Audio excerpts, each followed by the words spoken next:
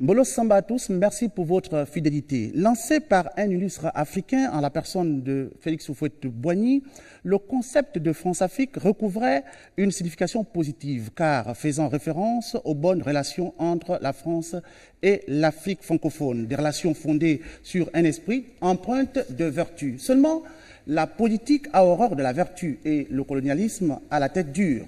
Malgré la double déclaration d'un président français en Afrique, notamment à Dakar et à Libreville, de revoir ces relations, c'est du blaguet tué, va donc qualifier le chanteur Tikenja, parlant de ces relations France-Afrique. C'est l'écrivain François-Xavier Verschave, en 1998, qui les dénonce dans son livre intitulé « De la France-Afrique à la mafia Afrique ». Alors, le débat de ce jour a trait au regard de la nouvelle génération sur ces relations France-Afrique. Qu'en pensent en l'occurrence les jeunes des partis politiques, représentés ici par l'UPG, donc à ma gauche. Je m'avais donc vous présenter M. Mulungi Bouang, Alex Kizito, qui est secrétaire politique à la jeunesse. Bolo Samba. Et merci d'être venu parce que là aussi, il faut dire que nous avons adressé des courriers, des invitations du côté de l'opposition comme la semaine passée. Là, vous êtes le seul à répondre par l'affirmative, par la positive à notre invitation, ce pourquoi nous vous remercions d'être venu sur le plateau et en débattre avec vos pairs de la majorité. Voilà. Nous avons en deuxième position M. Obolo Serge, qui ne vient pas pour la première fois dans ce studio, qui est secrétaire permanent, mais là cette fois-ci c'est pour la première fois, chargé de la jeunesse de l'Union pour la démocratie et l'intégration sociale, l'UDIS. Bolo Samba, et merci d'être venu. Bolo Samba, monsieur. Voilà. Nous allons donc aller donc à ma droite, et là c'est le PDG, donc vous êtes M. Rodrigue Djembi, vous êtes membre du bureau national de l'UJPDG, donc côté estuaire. Merci d'être venu, Bolo Samba. Enfin, nous avons M. Lele Lebondo, vous êtes membre du bureau national de l'UJPDG côté Ngoudi. Bolo Samba. Voilà.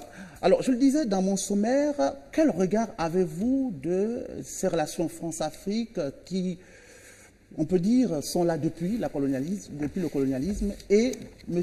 le président Houphouët-Boigny, en qualifiant ces relations sur un plan purement vertueux, parce qu'il voyait les relations entre la France et l'Afrique, la politique, donc l'économie et toute autre relation, même diplomatique.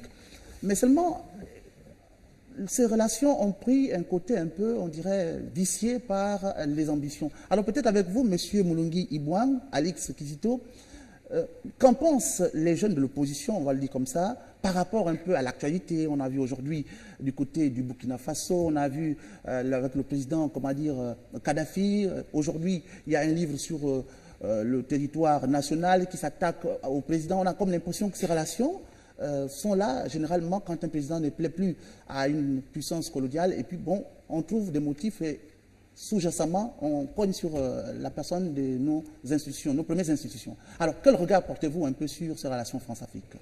Je voudrais, au moment de prendre la parole, dire ce qui suit. Que nous remercions la RTG, Gabon Télévision, pour l'occasion qui nous est offerte par le canal d'Agora de faire parler l'UPG une fois de plus sur vos antennes. Et je voudrais continuer en disant que c'est en homme libre que je vais m'exprimer ici, et non en homme courageux. Et je ne voudrais pas me surprendre en train de manquer de respect à un interlocuteur ici ou à un téléspectateur devant son petit écran, simplement parce que j'aurais dit des choses qui ne cadrent pas avec ses aspirations, c'est-à-dire des propos qui auront certainement heurté sa sensibilité. Je voudrais aussi appeler mes interlocuteurs pour dire ici qu'il faudrait que nous soyons sereins, que l'on se respecte, que l'on élève le débat, afin que le principe de la discussion contradictoire fasse jaillir la lumière que nous attendons tous ici. Bien, que pensent les jeunes de l'Union du peuple gabonais? Il faut commencer déjà par définir la France-Afrique. C'est une politique des accords signés au sortir des indépendances entre les États africains et leur ancienne métropole qui est l'Afrique. Comprenez par là la France et ses colonies. Ces accords s'établissaient au plan politique, au plan économique, au plan militaire, officiellement. Mais ceci a donné lieu à 3 France à l'Union du peuple gabonais que nous définissons comme telle. La France officielle, la France invisible et la France des affaires. Nous aurons le temps de développer. Toutefois, nous pensons que tels que les accords ont été passés au sortir des indépendances avec les chefs d'État nouvellement installés, je dis bien installés, nous estimons qu'aujourd'hui, il y a lieu de revoir la copie des accords France-Afrique, parce qu'ils ne nous ont pas rendu service à nous, mais plutôt à l'ancienne métropole. D'accord. Pour une première prise de parole, alors peut-être avec vous, Rodrigue, pour rebondir, c'est l'opinion de jeunes du peuple gabonais, l'UPG. Maintenant, pour ce qui est du PDG, qu'en pensent les jeunes du PDG par rapport à ce regard de la nouvelle génération, par rapport à ces accords passés entre la France et l'Afrique, qui aboutissent parfois à des manipulations gigantesques, au point parfois d'amener des émeutes dans les pays dans lesquels où on subit ces relations, il faut le dire. Avant de commencer, d'abord, je vais également m'atteler à un devoir de vous remercier de nous avoir reçus ici sur ce plateau de l'Agora. C'est un plaisir pour nous, jeunes de l'Union des jeunes du peuple gabonais, l'Union des jeunes du Parti démocratique gabonais, de prendre part à ce débat. Alors, au niveau de la jeunesse du Parti démocratique gabonais, nous nous sommes plus portés sur la vision future des relations que nous avons avec notre ancienne colonie.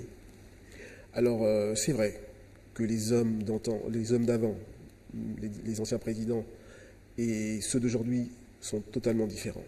Nous, notre génération, avons un regard sur ce passé et un regard sur ce présent, mais également un regard sur notre avenir, qui est à travers le projet de société de notre président, l'avenir en confiance, à travers le Gabon émergent. Alors, nous sommes très portés sur des aspects plutôt économiques, social et disons politiques également. Alors, nous allons prendre le temps de discuter et de poser On verra tout au long de ce débat, on va rentrer en profondeur, mais peut-être avec l'Ulysse. Alors, Serge, peut-être pour vous, comment avez-vous réagi? On va aller vraiment plus promptement, un peu en commençant par l'actualité, à ce livre de M. Péan aujourd'hui, qui s'attaque de façon directe à la première institution de notre pays. Est-ce que cela devait départager les jeunes dans les partis politiques ou plutôt avoir un regard groupé? Monsieur Haas, nous vous remercions. J'interviens ici au nom de l'Union pour la démocratie et l'intégration sociale, dont je suis le secrétaire permanent chargé de la jeunesse. Le débat qui nous réunit aujourd'hui sur la France-Afrique et sur quel regard nous portons, nous les jeunes, sur cette France-Afrique-là. Je tenais d'abord à revenir sur un auteur que vous avez cité tout à l'heure, Monsieur Xavier François Descaves, qui est président de l'association Survie. C'est une association qui, depuis plusieurs années, se bat pour dénoncer aussi l'action de la France-Afrique quant à ce que les populations des pays africains n'arrivent pas véritablement à émerger parce que, étant engluées dans cette opacité qu'on appelle la France-Afrique. Et à côté de cela, loin pour nous aussi aujourd'hui de revenir sur l'histoire. L'histoire de la France-Afrique qui a commencé avec De Gaulle, avec Foccart. Ce n'est pas l'objet de nos débats aujourd'hui. Un documentaire a été publié sur la télévision française, France 2, l'année dernière. Et ce débat, il y avait deux parties. La première partie parlait de la raison d'État et l'autre partie parlait de l'argent roi.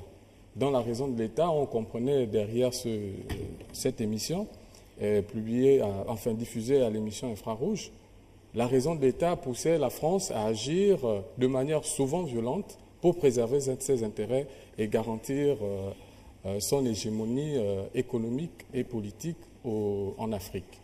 Aujourd'hui, l'actualité nous affecte un peu tous, nous les jeunes de la majorité, de l'Union de la majorité républicaine et sociale pour l'émergence, nous sommes plutôt affectés parce que l'icône que nous soutenons, qui est le chef de l'État, Ali Bongo Ondimba, est plutôt, cette icône est attaquée, elle est plutôt agressée. Déjà, elle est notre icône en politique, mais c'est l'institution, c'est-à-dire c'est l'institution qu'incarne le président de la République, et que cette institution soit agressée par un auteur français qui fait dans l'investigation. Nous sommes plutôt navrés quand on sait qu'aujourd'hui, les attentes des pays africains sont plutôt nombreuses. Alors que la France, est-ce que, parce que, permettez-moi, c'est de poser la question, c'est de savoir, est-ce qu'aujourd'hui, avec l'état de la situation économique de la France, nous, Africains, nous pouvons nous attendre encore à une véritable coopération? Quand on sait que tous les indicateurs en France sont au rouge et que les défis que nous devons relever depuis 40 ans restent les mêmes en termes d'infrastructures, en termes de développement. Aujourd'hui, l'Afrique a de nombreux défis à relever. Est-ce que la France, avec son économie qui est vacillante, est-ce que la France peut toujours aider ou nous porter à développer nos économies, à développer nos industries? D'accord. Les lettres, je m'attends un tout petit peu, on va équilibrer. Je peux revenir peut-être sur vous, de l'UPG, pour peut-être rebondir. Vous avez un avis contraire par rapport à ce point? Je voudrais faire remarquer d'abord qu'il ne s'agit pas pour nous ici de venir intenter un procès en sorcellerie à la France. Parce qu'il faut dire que dans le cadre de la France-Afrique, les responsabilités sont partagées. Il y a des chefs d'État qui ont bien voulu que les choses en soient ainsi. La France a joué sa partition. Ce sont les chefs d'État africains qui n'ont pas voulu. Je vous prends par exemple, en 1972, le président congolais Marien Ngouabi, en son temps, avait déjà appelé le chef de l'État français de l'époque à revoir les accords de la France-Afrique. Allez-y savoir. Il s'est simplement retrouvé tout seul, si ce n'est avec le soutien du président tchadien de l'époque, c'était Tombolbaï. Tous ces pères africains l'avaient lâché. Et tout le monde sait comment ça s'est terminé par la suite. Quelque temps après, il n'a plus jamais été président. Moi, c'est sur la question de l'actualité. Est-ce qu'aujourd'hui, selon qu'on soit de la majorité ou de l'opposition, on devait voir des choses différemment? Est-ce que, finalement, l'Afrique ne subit pas ces relations France-Afrique? Bon, et puis la personne de payant, est-ce que c'est une personne isolée ou vous y voyez une sorte de volonté d'un pays de parvenir à une situation inavouée? Vous savez, je vais vous dire, Payan, c'est un journaliste, comme il y en a plusieurs d'ailleurs. Et ce que je vais vous faire remarquer, le sujet qui défait la chronique aujourd'hui avait été évoqué par les candidats à la présidentielle anticipée de 2009. Tous avaient parlé de cette situation, avaient versé ce sujet sur le débat national, sur le débat public. Seul le président de l'Union du peuple gabonais n'avait pas fait état de ça. Parce qu'il estimait qu'il y a des débats qui ne faisaient pas avancer la démocratie dans notre pays et qui n'en valaient pas la peine d'en parler. Et c'est pourquoi nous, à l'Union du peuple gabonais, par ma voix, nous pensons que nous restons fidèles à la ligne du président Pierre Mamboundou pour dire, nous laissons les Gabonais apprécier, nous n'avons pas de commentaires à faire là-dessus. De toute façon, il n'y a nulle vérité que le temps ne révèle. Mais la personne de payant, est-ce que vous y voyez, on parle des relations France-Afrique, est-ce que la France officieuse dont vous avez parlé dans votre définition n'agit pas par le canal par exemple des personnes qui ne sont pas impliquées directement dans l'administration, la grande administration française? Je suis mal placé pour confirmer des choses dont je ne tiens pas. C'est une appréciation. Alors peut-être nous allons venir avec vous, les Bondo. Vous êtes le dernier à prendre la parole par rapport au premier tour de table. Qu'en pensez-vous? Quelle appréciation vous faites un peu de tout ce qui vient d'être dit et par rapport au sujet de l'actualité? Merci, M. Assinzili. C'est toujours une joie renouvelée que de débattre de telles thématiques. Avant de prendre la parole, je voudrais quand même revenir sur la définition de France-Afrique. Le premier à avoir pensé à ce terme, c'est bel et bien le président défunt Houphouët-Boigny. Je m'intéresserai un peu sur la morphologie du mot France-Afrique. Pour Houphouët-Boigny, France-Afrique, c'est deux mots. Il y a un trait d'union qui sépare. Son objectif, c'était d'entretenir des liens particuliers entre la France et les pays africains. Les liens privilégiés. Les liens privilégiés. Il va arriver, cette France-Afrique va devenir un concept matérialisé par M. François Xavier, qui dénonce. Oui. Et lui, il écrira France-Afrique en un seul mot, avec le CCDI. L'objectif des personnalités françaises de l'époque était de placer, sinon placer des gouvernants ou les chefs États africains, qu'ils avaient la même mise sur eux. Ils exerçaient ce pouvoir-là à travers des entreprises, des grandes entreprises, telles que l'affaire des Elf que vous connaissiez, Comuf ou Comilog, pour prendre le cas spécifique du Gabon. ou les entreprises forestières. Donc lorsque il voulait placer un leader africain, il procédait à des stratégies pour le déstabiliser au pouvoir.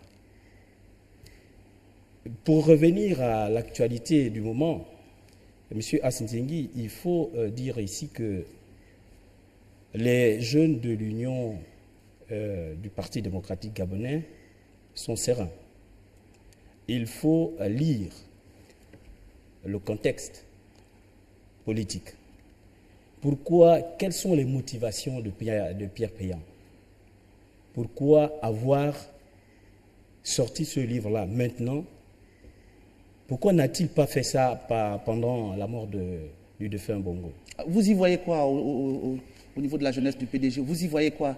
Vous y voyez une mainmise de quelque part afin d'arriver à une volonté inavouée de perturbation ou de déstabilisation d'un pays? Mais Pierre Péan, pour reprendre un peu les propos de mon frère de l'UPG, Pierre Péan, c'est d'abord un journaliste, écrivain. Et ça veut dire que le but visé d'un écrivain, c'est pour attirer un maximum de personnes vers ce qu'il produit. Je voulais un peu reprendre La Fontaine fable. Tout flatteur vit aux dépens de celui qui l'écoute. On peut faire table rase au propos de Pierre Péan. C'est pas fondé. Il peut venir au Gabon et tomber sur des personnes pas bien placées, lui fournir des informations qui ne sont pas fondées. Et quand il repart, comme c'est la plume tenue par un blanc, les Africains considèrent que c'est la vérité.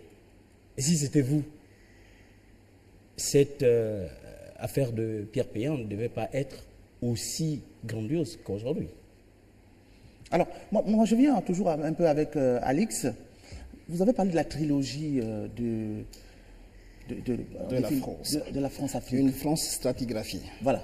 Cette France stratigraphiée, voilà. Quelle définition, quel contenu vous donnez un peu à cette stratification? La France officielle, oui. C'est cette France qui a signé des accords de coopération avec chacune de ses colonies au sortir des indépendances. La France invisible engage l'ésotérisme. Parce que c'est cette France qui vient adouber les chefs d'État. Et il y a la France des affaires. Adouber seulement, est-ce que cette France, finalement, ne déstabilise pas aussi quand besoin est? Laissez-moi poursuivre. Oui. Il y a la France des affaires. C'est avec des lobbies et avec des réseaux mafieux. C'est en vérité cette France des affaires, le troisième palier de cette France, qui désigne, je reprends encore mes termes, qui désigne les chefs d'État africains. En non-respect des dispositions de notre Constitution et qui ne respectent pas le verdict des urnes. C'est-à-dire, pour parler comme lui, ils choisissent des marionnettes. À l'époque, on les appelait des gouverneurs noirs de la France. Des gens qui sont totalement à leur merci. Et la deuxième France, dans l'ésotérisme, adoube ces personnes pour toujours, d'une façon ou d'une autre, avoir le contrôle sur les chefs d'État que la France des affaires aurait choisi, dans le seul but de préserver, après les indépendances, le contrôle sur ces anciennes colonies pour préserver les intérêts de la France, qui a besoin de ces colonies pour exister aussi bien au plan international qu'ici en Afrique. Alors j'ai une question importante à vous poser. Allez-y. Le débat est ouvert, vous pouvez prendre la parole, mais alors je viens avec l'UPG. Vous parlez de marionnettes, vous parlez de désignation.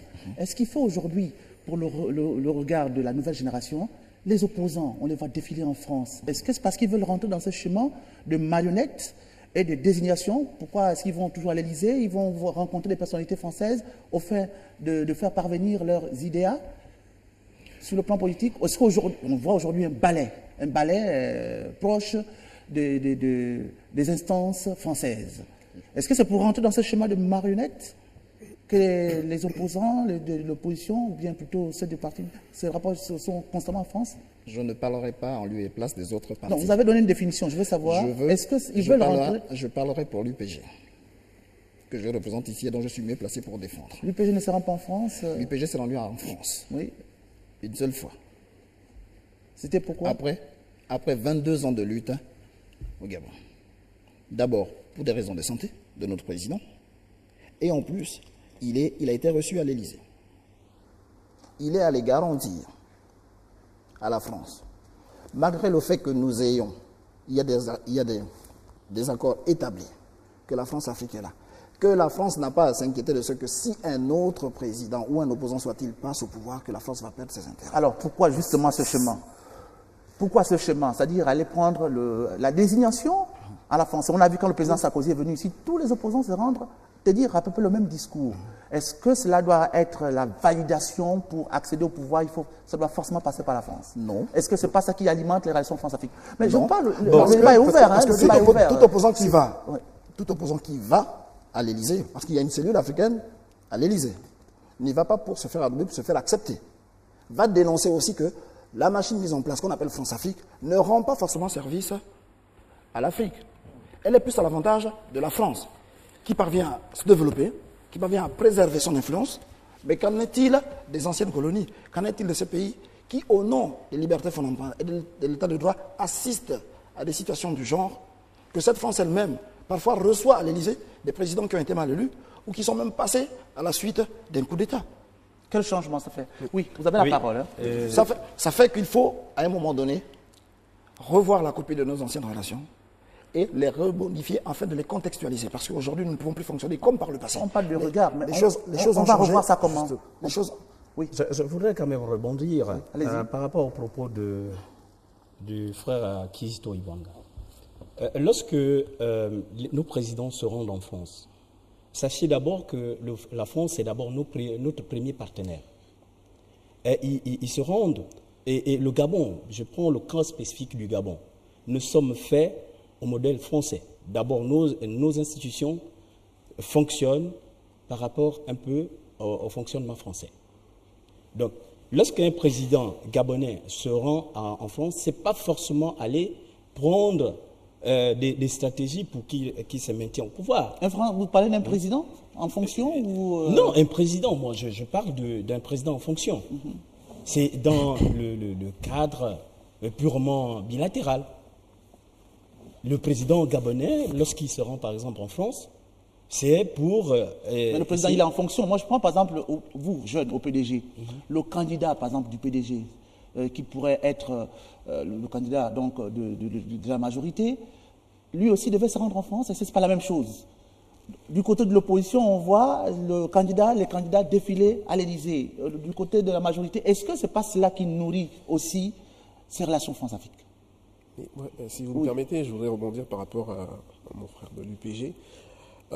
Quand vous dites que les candidats de l'opposition se rendent en France pas pour se faire adouber, mais pour dénoncer ce qui se fait qui se trame à l'intérieur de la France-Afrique. Oui. Mais vous conviendrez avec moi que certains des opposants qui défilent, qui ne sont pas encore candidats, qui vont se déclarer sans doute un jour candidats, en France, c'est quoi? C'est une forme d'adoubement. Et je voudrais vous poser la question en disant, est-ce que tous les opposants qui sont à l'Élysée, qu'on soit au Gabon ou ailleurs, sont forcément arrivés au pouvoir?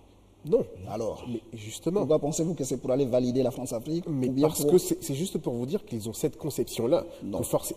N'oubliez, attention, n'oublions pas que c'est 150 ans de relations bilatérales entre le Gabon et la France. Nous sommes ensemble. Tout à fait. Nous sommes comme dans une sorte de mariage qui fera en sorte que nous ne pouvons pas divorcer du jour au lendemain parce que nous sommes obligés de faire ensemble.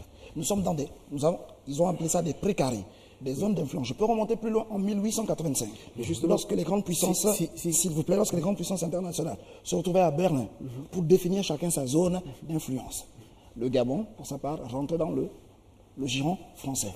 Mais justement, c'est pour ces raisons, par exemple, que l'on soit de l'opposition ou de la majorité, nous sommes contraints de faire avec la France, parce que c'est dans ce cadre que nous évoluons politiquement. Mais justement, par rapport à notre sujet d'aujourd'hui, qui est la France-Afrique, le regard de la nouvelle génération. De la nouvelle génération.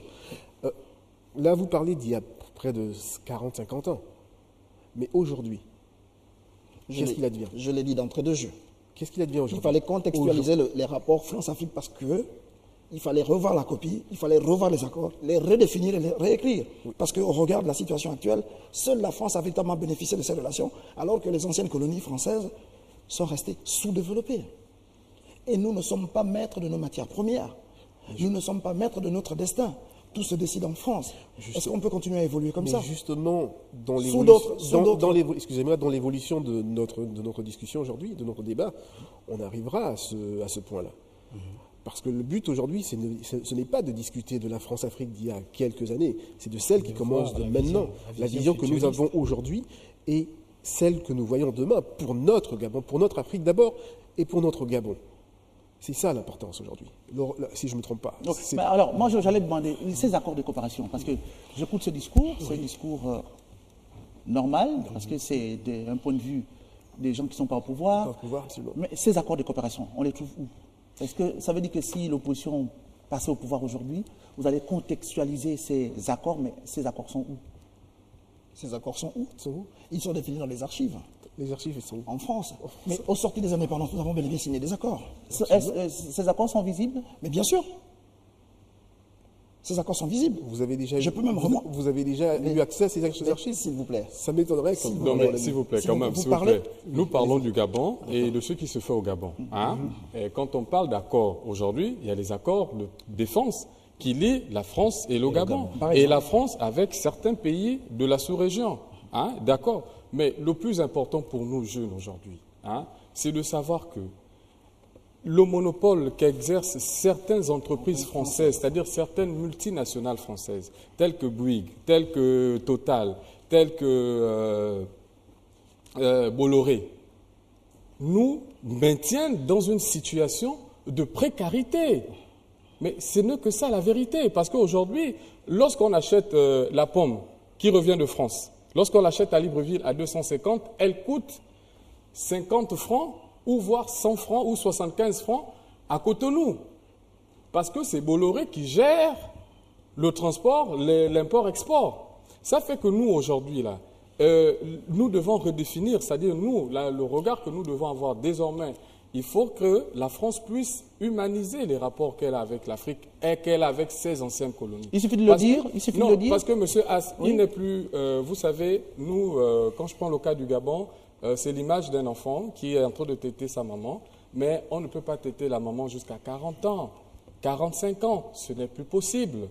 Ça veut dire que la France doit désormais ne plus exercer aussi cette politique de monopole dans le cadre de notre économie. C'est notre premier partenaire, mais aujourd'hui, comme je le disais tantôt, l'économie française connaît des difficultés. Mais on en vient, excusez-moi. Est-ce que, avec cette économie vacillante, on va continuer à maintenir cette relation privilégiée? Mais Serge, on en vient justement, et ce n'est pas ça le problème. Quand vous dites nous devons contextualiser ces accords, nous devons revoir, est-ce que ce n'est pas ça qui pose problème? On a vu par exemple avec la décision d'interdire la sortie de l'Ottawa.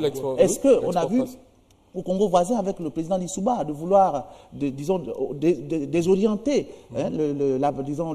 le pôle de production du pétrole? C'est que ça a valu.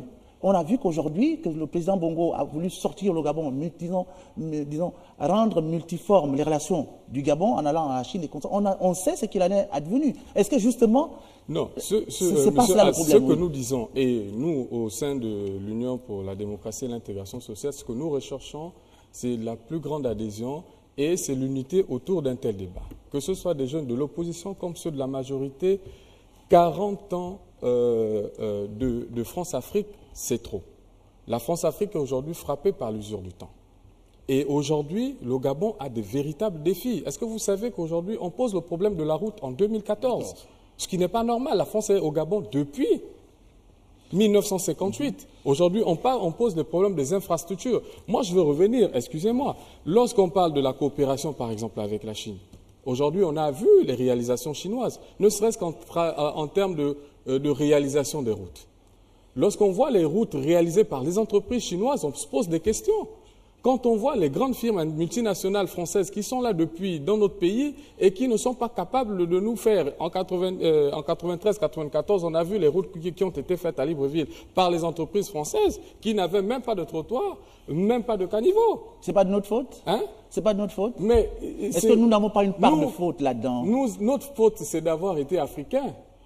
Et d'avoir été derrière, parce que... les complicités, les canons de complicité qui se font, par exemple, au niveau de l'entreprise, si une route n'a pas de trottoir, nous savons comment ça se fait.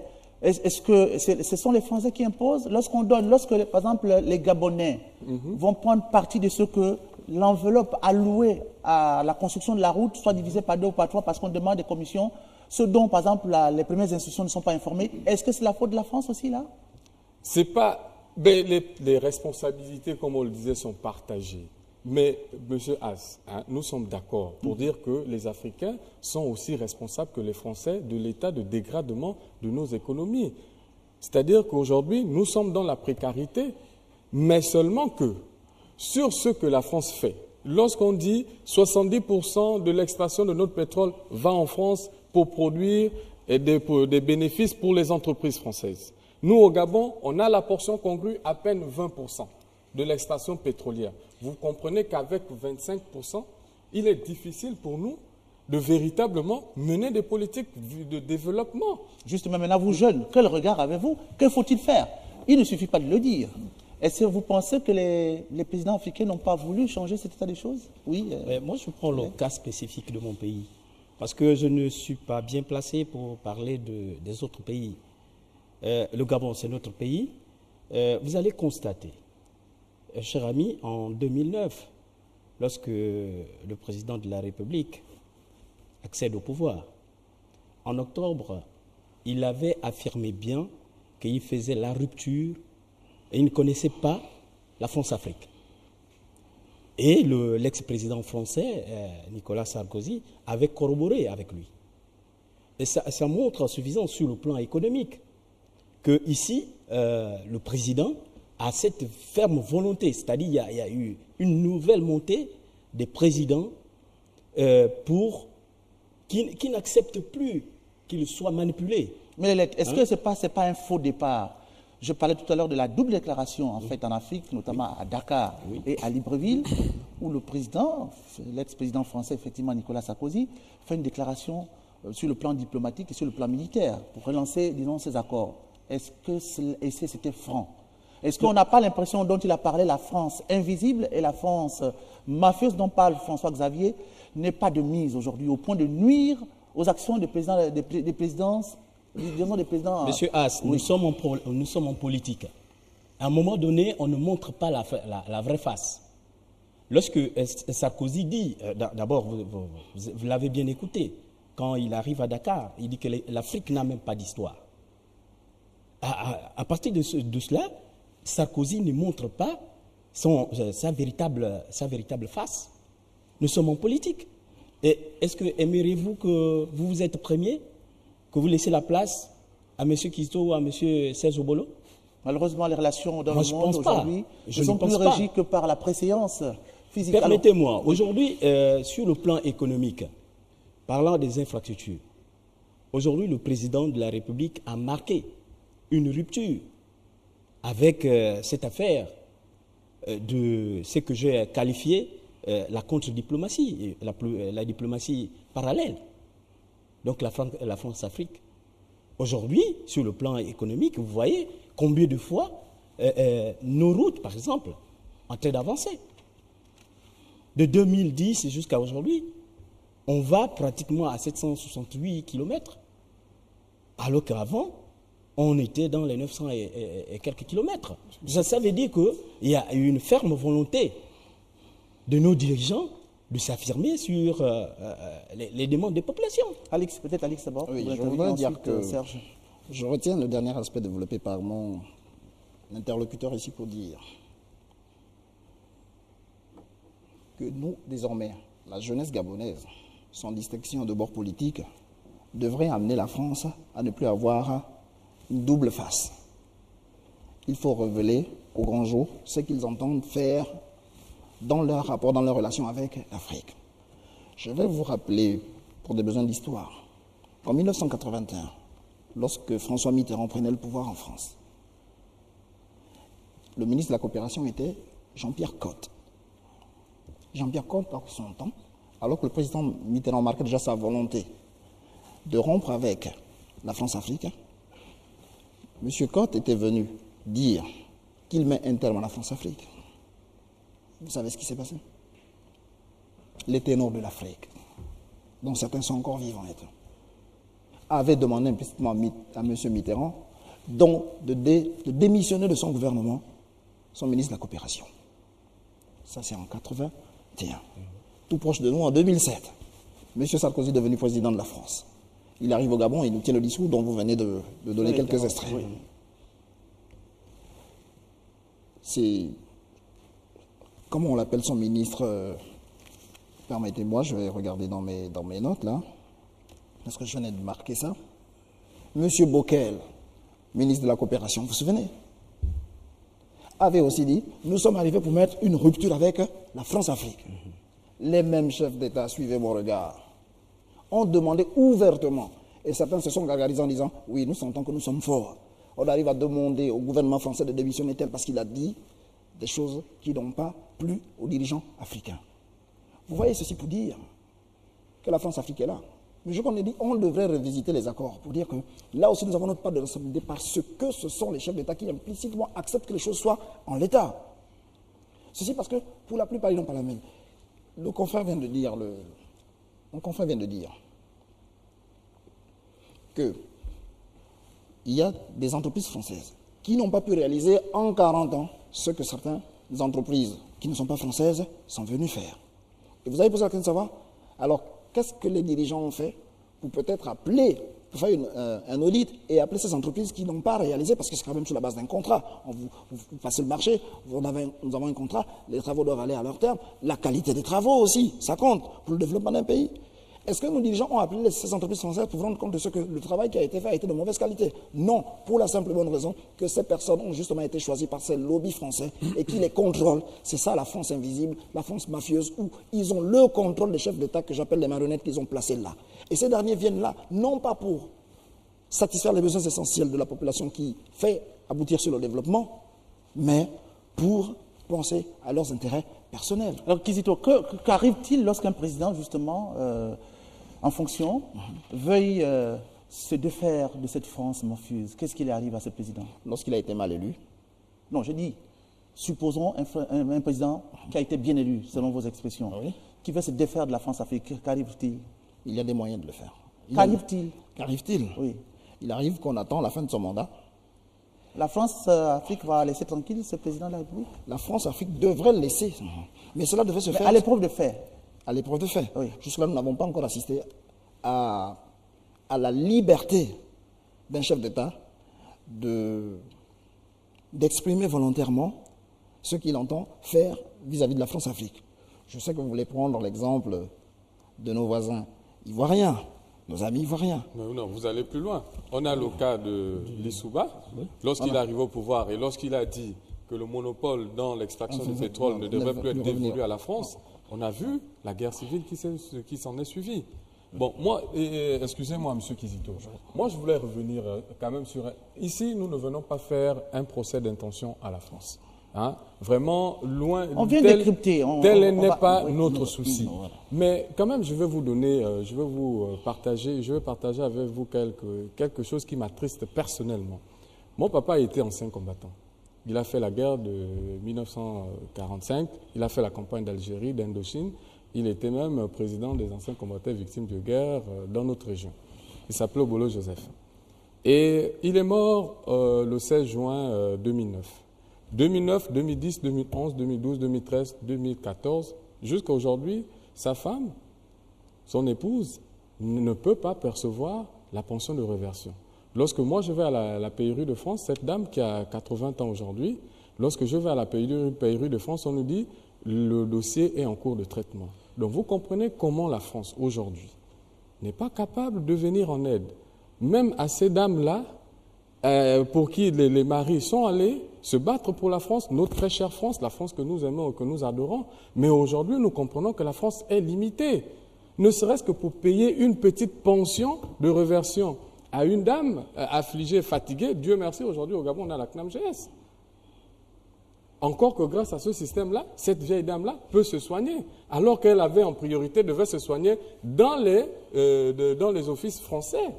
Donc vraiment, c'est une petite parenthèse pour vous montrer un peu la difficulté que nous avons aujourd'hui en Afrique à accepter encore cette politique systématique. Parce qu'aujourd'hui, il faut aussi laisser le stéréotype.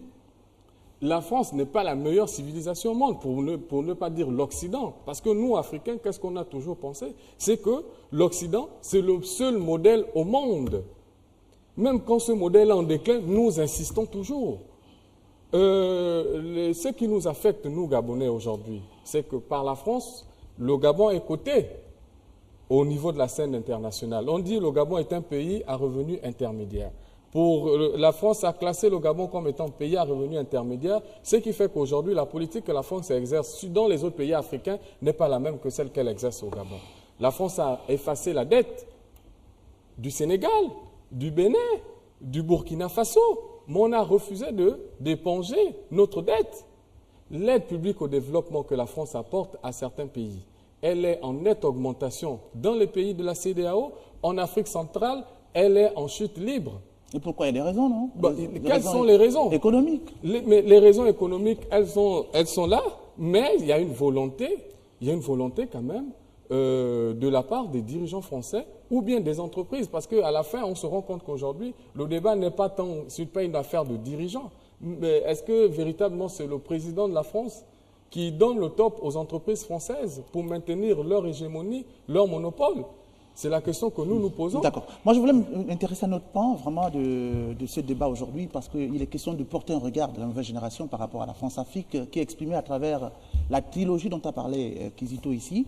Mais il y a des comportements de complicité des compatriotes, de jeunes comme vous, à travers les réseaux sociaux, à travers, en l'occurrence, on peut dire que beaucoup, on le voit, ce serait contradictoire que ce soit dans la majorité, dans l'opposition et dans les lobbying apparentés à l'opposition, où on fait comme ce qui dirait un homme qui ferait des yeux doux à une femme.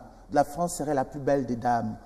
Alors, on voit des complicités internes où on peint le Gabon complètement, en mode très noir. Ouais. Est-ce que ce type de comportement ira pour grouper les forces de la nouvelle génération en vue de lutter contre cette France-Afrique? Je tiens d'abord à rectifier sur le chiffre que j'ai donné tout à l'heure. J'aurais voulu qu'on réponde à la question. Oui, le nombre de kilomètres, non, je vais répondre. Le nombre de kilomètres. En fait, de 2010 jusqu'à aujourd'hui, en 2014, nous avons 2000 kilomètres de routes bitumées sur l'aspect économique que je venais de parler tout à l'heure. Bon, pour revenir à votre question, ça n'engage que moi. Pour la nouvelle génération, il faut rompre ou marquer une rupture avec cette affaire de France-Afrique. Pour marquer la rupture, nous sommes Gabonais. Il ne s'agit pas ici de l'UPG ou de l'Union nationale, encore moins du PDG. L'Union nationale, dissoute. Bon, dissoute, du PDG ou le PSD. Il s'agit ici du développement de notre pays. Donc ensemble, on devait unir nos efforts pour avoir le même regard, la même vision, pour construire notre pays, sans pourtant qu'il y ait sans pourtant qu'il y ait des gens qui viennent empêcher. Il faudrait qu'on soit libre, parce que lorsqu'on parle de la France-Afrique, comme disait le frère Kizito tout à l'heure, c'est comme si c'était une nébuleuse. Et du coup, on est attaché, on n'est pas libre. Mais pour la nouvelle génération, à mon sens, je pense qu'il va falloir multiplier des efforts pour construire notre pays sans pourtant qu'il y ait une main invisible. Justement, mais alors, par rapport à cette question-là, je m'intéresse encore à Kizito. Je voudrais vraiment vous faire prononcer sur la question de la complicité et des comportements. Parce que vous lancez le même appel là.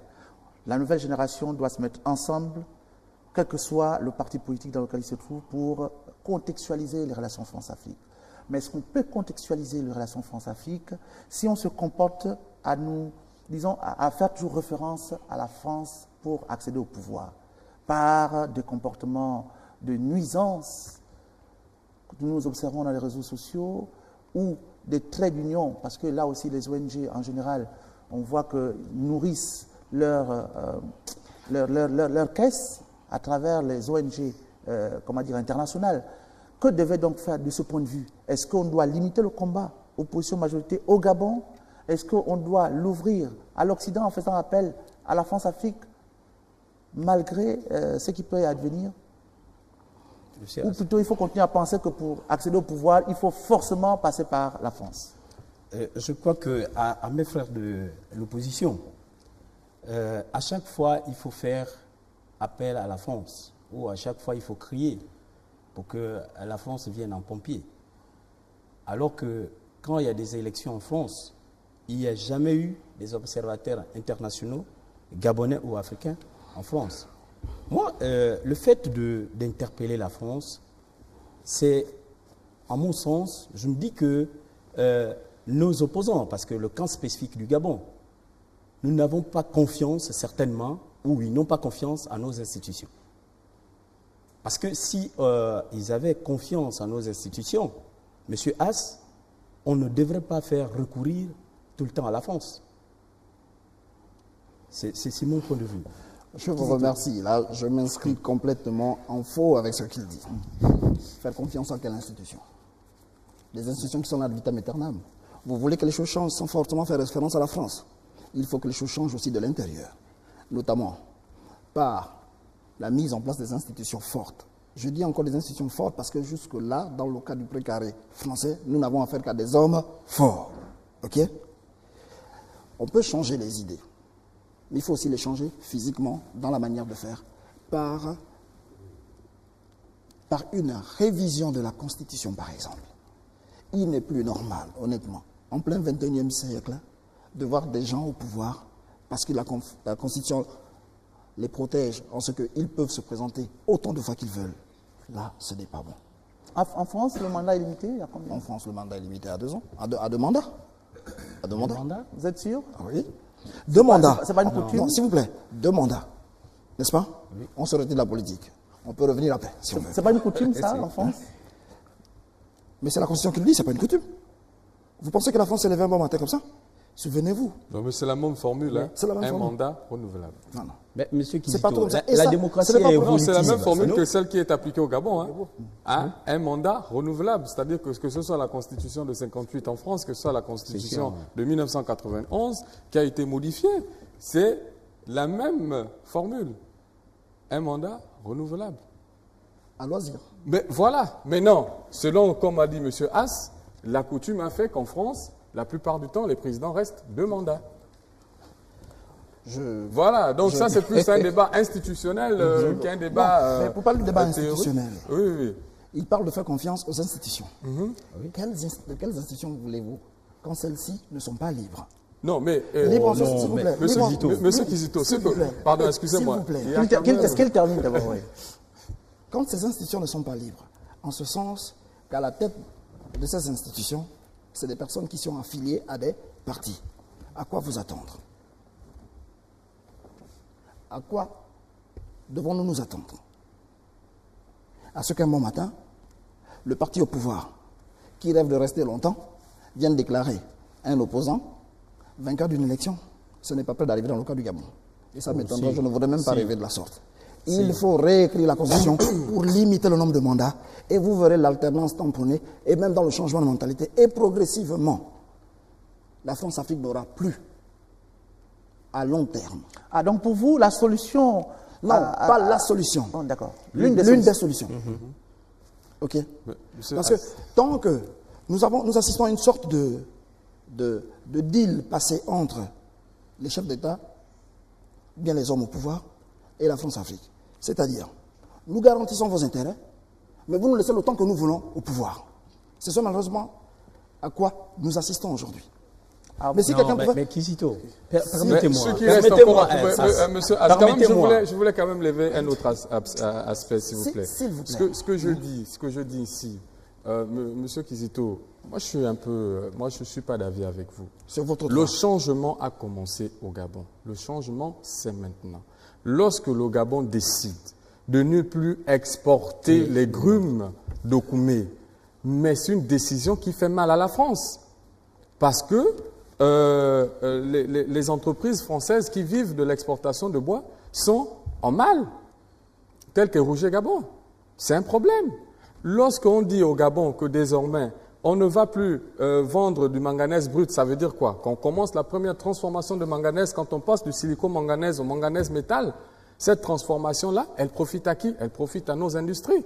Parce que ces industries étaient développées en France. Nous, on pense que le changement, c'est maintenant. Ali Bongo Ondimba incarne une nouvelle génération d'hommes politiques, de dirigeants africains qui prônent beaucoup le panafricanisme. Moi, j'ai été d'accord avec le président lorsqu'il recevait le président rwandais Paul Kagame et qu'on se posait la question de savoir pourquoi on peut partir de Paris jusqu'à Madrid en voiture alors qu'on ne peut pas partir de Libreville jusqu'à Kinshasa ou arriver sur une route bien bitumée et une route transnationale. Donc nous, on se dit aujourd'hui, le changement, c'est d'abord l'éveil de conscience, c'est-à-dire que la capacité qu'a chaque Africain, et moi, ce que j'aimerais avec M. Kizito, c'est de dire qu'aujourd'hui, l'unité la plus absolue sur ce type de sujet. Il faut pas éluder le fait que lorsqu'on pose ces mêmes problèmes en France, que ce soit de la gauche comme de la droite, ils sont toujours unanimes pour dire les intérêts de la France d'abord. Et l'expression « la France n'a pas d'amis », elle n'a que des intérêts. Elle ne vient pas seulement des hommes politiques de gauche ou bien de droite, mais c'est de toute la classe politique ensemble. Donc moi je me dis au Gabon, l'union sur la question de la France-Afrique doit être d'abord le premier. Vraiment, il faudrait que nous puissions nous fédérer autour non seulement du chef de l'État qui est déjà là, qui est au pouvoir, mais qui mène des politiques de rupture. Mais de rupture fondamentale, c'est-à-dire que ça, c'est pas une vue de l'esprit, c'est réel. Le bois ne sort plus, le grume de bois ne sort plus pour aller en France. Les entreprises françaises ont besoin, elles achètent désormais du contreplaqué pour parler de la première transformation. Oui. D'accord. Kizito, ensuite... le bois ne va plus en France, mais continue de sortir du Gabon. Non, le bois sort du Gabon transformé. Je vais vous Donc, dire... je vous dis, lorsque vous vendez le grume et le contreplaqué, c'est du manufacturé. Donc, il y a de la valeur ajoutée. Ça rapporte plus à notre économie. Monsieur, oui, monsieur. Je voudrais vous dire ceci. Lorsqu'on prend une décision, on analyse tous les contours. Oui. En disant, nous faisons ceci parce que voilà le résultat que nous voulons atteindre. Ok. On a certes interdit l'exportation. Des grumes de Koumé, par exemple. Quelle est l'incidence de cette mesure dans l'économie? L'incidence dans l'économie 2000 emplois créés. 2000 emplois créés. Vraiment, plus de 2000 emplois créés. Mais là, vous allez... Non, je vais vous dire. Vous m'étonnez, vous pouvez m'apporter la preuve. Mais ne racontons pas n'importe quoi. Nous sommes sur le plateau, nous sommes suivis par des Gabonais. Oui, absolument. Alors que le chômage est en constante hausse. C'est pas parce que le chômage est en constante hausse que le chômage au niveau de l'activité forestière est en hausse. La logique voudrait, s'il vous plaît, permettez, la logique voudrait que lorsqu'on crée 2000 emplois, pour vous paraphraser, la logique voudrait que le chômage baisse. On crée 2000 emplois, malheureusement, le chômage augmente. Peut-être que ce n'est pas des Gabonais qu'on emploie. Si vous me le dites, peut-être. Il y a quand même. Non, vous savez, la semaine dernière, nous étions. La semaine dernière. Si j'ai encore je suis d'accord. La semaine dernière, nous étions dans le cadre. Non, laissez-moi finir. C'est moi qui avais la parole. Il va rebondir ensuite, vous avez la parole. Attendez. Laissez-moi finir. Il va rebondir. La semaine dernière encore, nous étions dans un quartier de Libreville, dans un quartier sous-intégré. Nous étions à Kembo avec notre président Hervé Patrick Opianga. Nous sommes allés rencontrer les jeunes de Kembo.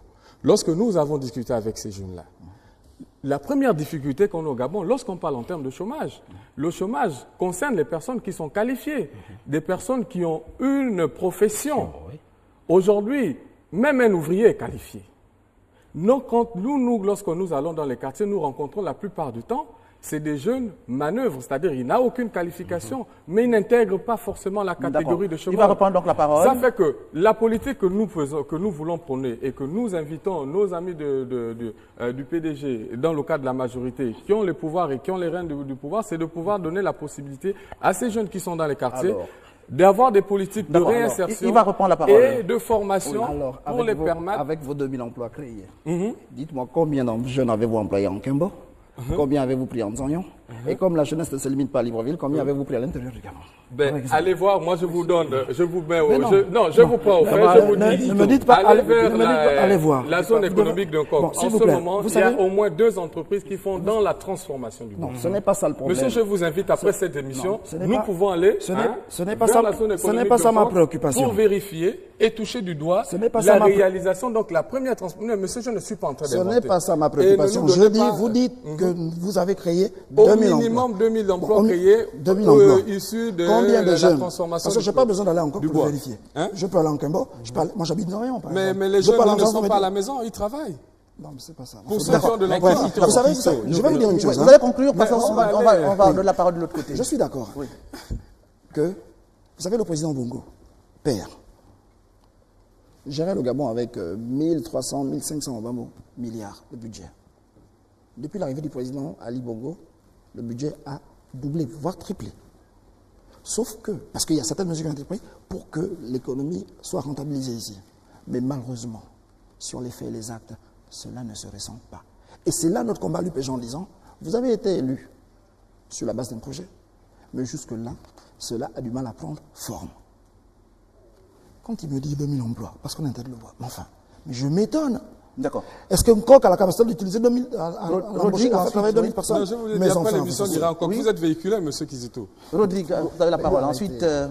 Lebongo. Moi, je pense que nous devrions, à cet instant du débat, orienter réellement maintenant notre débat vers le futur de notre nation, du Gabon. Parce qu'aujourd'hui, il faut se mettre en tête que les hommes ont changé. Les hommes sont en train de changer. Non, les hommes ont changé. Parce que notre président aujourd'hui, Ali Bongo Ondimba, nous le fait savoir aujourd'hui, nous le montre avec sa vision de l'émergence, qui nous permet aujourd'hui de ne plus nous se sentir assistés par ce qu'on appelait la France-Afrique, et qui nous ouvre des voies, nous, nouvelle génération, de pouvoir entreprendre des actions autrement que le passé. Et il est vraiment temps que nous pensons à faire des choses ou à poser des actes qui nous permettent d'aller vers un idéal pour notre pays. Et aujourd'hui, s'atteler à parler de la France-Afrique parce qu'elle nous a retardés, nos entreprises n'ont pas pu évoluer, les entreprises françaises nous ont spoliés. Moi, je pense que le débat, quand je venais, c'était surtout dans ce volet-là. Et je pense que nous, en tant que jeunes de la nouvelle génération, nous devons nous porter vers cela. Et nous devrons en débattre. D'accord, monsieur le président. Oui, je voudrais quand même dire au camarade Kizito, il a été quand même camarade. Il a été quand même camarade. Je n'ai jamais été bon, camarade. je t'ai critiqué un tout petit peu. Oui. Merci. En fait, le changement dont il est question ici, ce n'est pas un changement de personne, c'est-à-dire M. Kizito Ibwanga deviendra Obolo. Mais le changement, nous avons été au PDG par exemple, aujourd'hui tu es à l'UPG, c'est un changement. Vous avez été au PDG avec qui? Nous avons été au PDG. Vous et moi? Kizito. Je vous invite à aller vérifier vos archives. Okay, je n'ai jamais souscrit à une adhésion au PDG. Okay, je n'ai pas de mais carte de membre. Je n'ai jamais cotisé. Nous avons mené ne venez pas faire des déclarations comme ça à la télévision. Nous sommes suivis par des Gabonais. Je n'ai jamais été au PDG. Kizito, rectificatif. Oui. Vous n'avez jamais été au PDG, mais vous avez mené. Dites que je n'ai jamais été au PDG. Non, dites-le. Vous avez été avec moi au PDG, jamais de la vie. mener des activités du PDG. Je n'ai jamais été avec vous au PDG. C'est pas bien grave. Monsieur Nzengi, vous m'excusez, je ne peux pas laisser poursuivre de telles affirmations. Il n'a jamais eu la carte, mais il a été avec moi au PDG. Été au PDG. Mais vous étiez qui pour être au PDG avec vous? Nous avons mené des activités du PDG en 98. Je vais vous rafraîchir la mémoire. Oui. Nous étions à Mouila, j'étais au lycée Boukavel. Grand footballeur. Écoutez, lorsqu'un jeune, il incarnait la jeunesse, l'espoir de Mouila. Je me permets de parler de lui ici. C'est vrai que dans ma discipline, on ne cite jamais les contemporains. Mais je vais être obligé de le faire pour éclaircir une bonne fois pour toutes.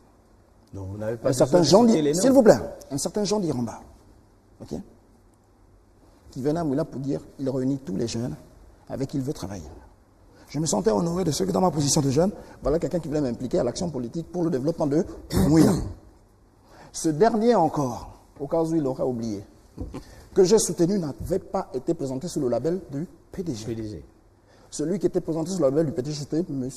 Alfred Mabiga. D'Iramba était indépendant. Là encore, ce n'est pas le PDG. Oui, bref, Kizito, s'il vous plaît. On va évoluer. Non, s'il vous plaît. C'est mon temps de parole. C'est très important de dire ces choses.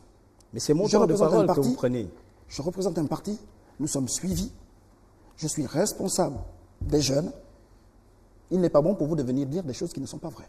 Mais je n'ai jamais été au PDG. Ok. J'ai peut-être soutenu la politique de quelqu'un qui était PDGiste, mais ça ne fait pas de moi un PDGiste. Comme d'ailleurs nous en avons. Vous et moi, Ok, oui. vous et moi, on se parle bien. Oui, on se parle bien. Et ça, c'est parce que nous sommes amis que je suis forcément PDGiste. Non, pas Si c'est le cas, alors vous êtes un UPGiste. Non, pas Merci. du tout. Alors, pas du tout. Donc acceptez ce que je ne suis pas un PDGiste. J'ai eu ma Merci. carte du PDG, j'étais en Merci. 5e. Je n'ai jamais eu de carte Et du j'ai PDG. commencé- Monsieur Lélé évolué dans le débat, on va pas Bon, faire mais la moi, polémique. en fait, concernant au niveau des emplois, je voudrais ici appuyer l'argument de mon cher frère Obolo. Je suis de Langounier. Aujourd'hui, quand vous arrivez à Mouila, il y a une grande majorité des jeunes qui travaillent à Hollande. Ça, je peux vous le prouver. Il y a une grande majorité des jeunes aujourd'hui qui s'investissent à IGAD, à Mouila. Ce n'est pas un leurre, mais il y a véritablement le changement à commencer. Vous savez, M. As, il n'y a qu'un aveugle qui refuse peut-être de voir. Mais ne nous reprochons pas. Pourquoi reprocher à l'enseignant le risque d'avoir pris le risque d'enseigner? Le président de la République est en train de mettre en marche une vision. Que vous soyez de l'UPG, que vous soyez du PSD, que vous soyez des autres partis, en réalité, c'est le Gabon qui gagne. Il y a un système qui a été déjà mis, mais on devrait normalement, nous tous, s'aligner et voir un peu de l'avant. Monsieur Pour Zégué, refaire... Quel système a été mis? C'est le même système qui continue depuis 50 ans, mon Dieu. Non, Qu'est-ce que mais je j'entends suis ici? désolé, s'il vous plaît, Kizito. Bon, Je suis nous- désolé. Nous allons faire le dernier tour de Bon, table. en fait, hein. je Nous allons faire voudrais- oui, avec votre permission, Vous je prenez me oui, rends d'accord, je vous simplement donne la que- parole, mais ça va être votre parole de fin. Vous allez donc, puisqu'on va faire le dernier tour de table. Je me rends simplement compte que on a un peu progressivement versé dans Voilà. la On va- politique du chef de l'État, alors que ce n'est pas ça l'objet. Justement, l'objet, alors, ouais. ce regard de la nouvelle génération par rapport à la France-Afrique, qu'on soit de l'opposition, de la majorité, qu'en pensent les jeunes, en définitive, Les jeunes pour répondre à pensent. cette question? Moi, je dis qu'il faut revisiter l'histoire de la France-Afrique. Le président Hollande a dit dans l'un de ses discours lorsqu'il recevait les chefs d'État en France, il n'y a pas longtemps. Il a dit plus de France-Afrique. Il y a la France, il y a l'Afrique. Comment vous expliquez que le président Hollande puisse dire que c'est lui qui était à l'origine de l'exfiltration du président Compaoré du Burkina Faso vers la Côte d'Ivoire? Comment expliquer cela? Parce qu'il y a des accords militaires Avec des hommes ou avec le pays? avec le pays. Ça a été demandé par qui? Par quelle institution qui a signé l'appel à la France pour exfiltrer le président Compaoré de la côte du Burkina Faso? Ce qu'ils n'ont pas fait pour Kadhafi et ni pour Gbagbo. Mais ce n'était pas Hollande qui était à la tête de la France. Mais c'était la France. Mais c'était la France. D'accord, donc Chacun sa politique. Tout le monde le sait. je vous laisse donc conclure par rapport à cette question. Alors, Qu'en donc, pense ce que la nous- nouvelle génération? ce Vous que- parlez de revisiter. Comment faire pour revisiter? Mais on va réécrire l'histoire. Vous vous souvenez? Réécrire Si vous simplement comme cela? réécrire C'est pas l'histoire. plus compliqué? Laisser les urnes désormais parler en Afrique, en laissant les peuples choisir leurs dirigeants et en ayant leur destin en main. Ok? Vous êtes arrivé, M. Hassan Diengui, le peuple vous a plébiscité, vous êtes arrivé au pouvoir, vous passez le temps que vous passez. Quand le peuple voudra d'une autre figure, eh bien, on admet. Mais tant que nous serons toujours dans les lobbies, dans les réseaux, pour imposer au peuple les personnes qu'ils n'ont pas délibérément choisies, la France-Afrique ne pourra pas se développer comme ça. Et essayons de croire avec la France de François Hollande. Et c'est une occasion et une aubaine que nous devons saisir pour dire il a une vision tout à fait différente de tous les autres présidents. C'est curieux, vous parlez du président Hollande comme si c'était un président français, gabonais. Non, dans le cas de la France-Afrique, nous sommes dans la France-Afrique. Oui. Je parle de la France parce que c'est la France-Afrique. Ok. Il reste le président de la France, je ne suis pas français. Ça n'engage que lui. Mais dans son action, l'action de son pays pour l'Afrique, je dis, il a une autre façon de voir les choses. Et essayons de profiter de son passage pour dire, nous améliorons les choses plus que telle est sa volonté. Hein. D'accord. Je crois savoir quand même que sous la présidence de François Hollande, depuis qu'il arrive au pouvoir, nous n'avons pas déploré la perte d'un chef d'État africain. C'est quand même une bonne chose que lorsque ces derniers doivent être chassés du pouvoir, bien qu'ils doivent quitter le pouvoir, ils s'en vont tranquillement sans qu'on enregistre le bain de sang. Ce qui n'est pas le cas dans les gouvernements précédents. Et c'est déplorable. D'accord. Alors, pour terminer, je voudrais dire que c'est une très bonne chose que la jeunesse gabonaise se mette ensemble pour penser Gabon d'abord, pour paraphraser les pères fondateurs de la République gabonaise, n'est-ce pas? Mais que les gens acceptent aussi l'alternance au pouvoir, parce que le fait de changer les hommes permet de changer de mentalité et avoir une autre vision. On ne peut pas vouloir changer les choses en ayant le même système des personnes qui, depuis une demi-décennie, gèrent. Et lorsqu'on a trop mis longtemps au pouvoir, on atteint le syndrome de Peter, c'est-à-dire qu'on ne propose plus rien, parce qu'on n'avance plus, on ne recule plus, mais on fait du sur place. D'accord. Merci. Monsieur Serge, vraiment, je vous donne 1 minute, parce qu'on va faire en 1 minute, vous allez comprendre. Mais en 1 minute, je vous remercie d'abord, As, pour nous avoir invités à l'émission Agora. C'est l'Union pour la démocratie et l'intégration sociale qui vous remercie. Nous sommes ravis. Et pour dire aussi qu'aujourd'hui, nous jeunes Gabonais, nous souhaitons que les rapports entre la France et le Gabon soient plus humanisés, entre la France et l'Afrique soient davantage plus humanisés et que ce soit une coopération gagnant-gagnante qui donne la possibilité véritablement aux Africains de répondre à leurs exigences de développement. Les défis pour nous sont nombreux et nous attendons beaucoup de la France, même si nous savons que la France aujourd'hui, en l'état actuel des choses, parce que les faits sont têtus, n'est pas toujours capable de répondre à nos défis de développement. Donc, nous invitons la jeunesse toujours à plus d'union et à plus de sérénité parce que le Gabon, c'est notre pays et le Gabon qui gagne, c'est celui que nous souhaitons. Et nous vous remercions encore. D'accord. En tout cas, beaucoup de responsabilités. Alors, Rodrigue Djembi, 1 minute. Ouais, 1 minute. Je vous remercie encore pour cette émission. Donc moi, j'abonderai toujours dans le même sens, comme quoi les hommes aujourd'hui sont totalement différents. Et je pense que avec l'avenue du président de la République, Ali Bongo Ondimba, et avec son programme de société l'avenir en confiance à travers sa politique de l'émergence, ça nous donne à nous, jeunes Gabonais, la possibilité de voir l'avenir autrement, de ne plus tenir compte de l'Afrique, de la France-Afrique, qui aujourd'hui, pour nous, pour un jeune de ma génération, ne compte plus. D'accord. Monsieur Bongo. Oui, je tiens à vous remercier, Monsieur As. C'est des moments aussi importants de l'histoire de notre pays. Pour moi, pour la nouvelle génération, la France-Afrique est une nébuleuse du passé et du passé.